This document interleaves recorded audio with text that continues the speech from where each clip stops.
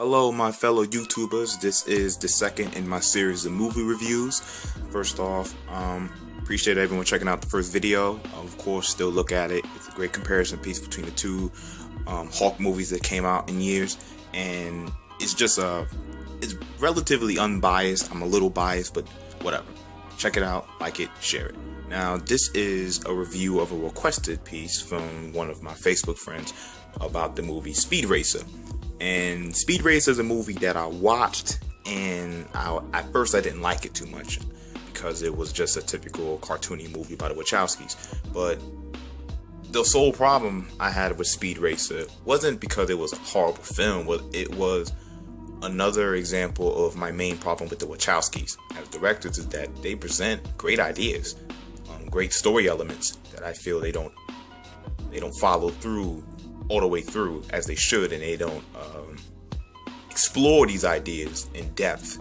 And thematically, sometimes certain things that they present in their movies come off as a little thin. Now, the basic plot of Speed Racer is actually relatively similar to the cartoon series, which you have to give it its props for being faithful to the source material, which I think in itself, you can't really watch the movie and enjoy it if you're not a Speed Racer fan or engaged in the mythos. So I think a lot of people's criticisms of the movie weren't so of the movie, were more so of the source material.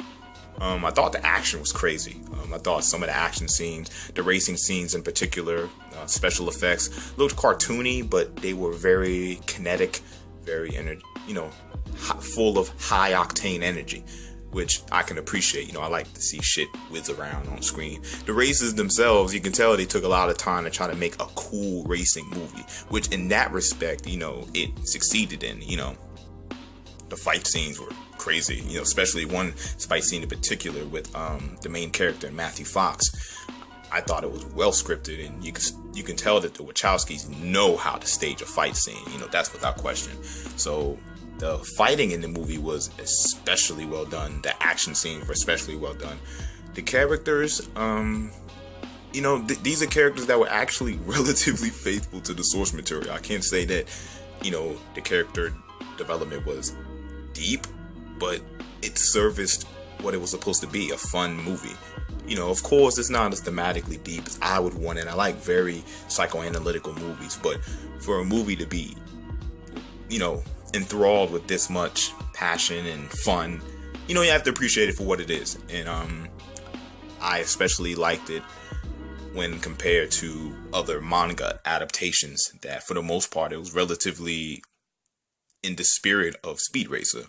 Now, some of the performances I felt were cartoony. A lot of them were cartoony, but the main villain was, actually portrayed rather well, with a relative sense of cartoony villainy, with also a sincerity of real menace. And the storyline in itself wasn't, it had the hopes of more, I feel. So I can't really say I was disappointed with the movie. The movie didn't disappoint me, but definitely I wished they could have done a little bit more with just fleshing out the world of Speed Racer. Not that they didn't, but the Wachowskis can establish a great world, but then they just don't, build with it, That's my only real legitimate complaint with the movie, is just the potential for so much more. But the action was crazy. The action was exceptionally well done, so I have to give it credit for that. And all in all, I say that it was a relatively enjoyable movie. But as an action movie goes, as a movie for kids, especially, you got to consider it's a movie for kids. So of course they couldn't take it to certain depths that, of course, the original, manga adaptation could take it. So I say that it's enjoyable. It's nothing spectacular. I can say it's definitely something that should be watched with a sense of suspended belief. Don't come in watching the movie thinking you're about to see the next Drive. So all in all, I think the Wachowskis delivered an entertaining movie, serviceable action movie with just enough story that you can enjoy it, and the characters were well acted. I liked Matthew Fox's performance out of everyone's, just for the character he portrayed. It wasn't nuanced, but it was entertaining. You know, because I watched the original manga is why I could enjoy it. But yeah. Other than that, those are my thoughts on Speed Racer. I thought it was a serviceable movie. I thought it was entertaining, and it actually deserves the cult status it has because, you know, when people go back and look at it, they're like, it's not that bad of a movie because it's not. So well, yeah, those are my thoughts on Speed Racer. Like I said, if you disagree or if you agree, comment below, subscribe, and the next review I'm gonna do is of Thor: The Dark World. So yeah, keep your eyes open for that update coming on your YouTube subscription feed. Yeah, you guys have a good one. This is Out of Death Dealer Gray. Deuces.